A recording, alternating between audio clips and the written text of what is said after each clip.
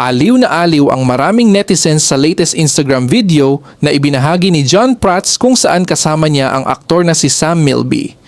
Sa nasabing video, tila makikitang magta-transform umano si John habang tumutugtog ang kantang Hanggang Ngayon ng OPM singer na si Kyla.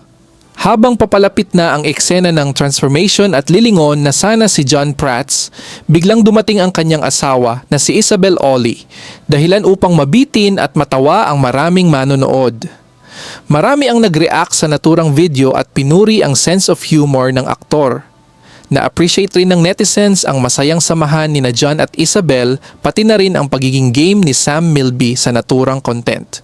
Umani ng good vibes ang naturang post at mabilis na naging usap-usapan sa social media dahil sa nakakatuwa nitong twist at relatable na eksena.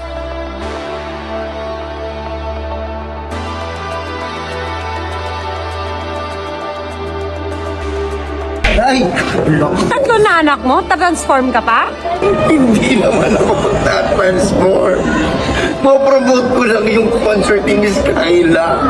Si Miss Kyla po may concert kasi sa July 3 sa Newport Performing Arts. Magkita-kita tayo doon. Munti ko na makalimutan. Vision di ba Oh yun, Vision din. Nasa New Frontier naman kami. G22 also has a concert on July 12 at New Frontier, di ba? Ikaw Yes. din magdala. Kaya magkita-kita tayo doon. Yun lang gagawin ko, okay lang ba?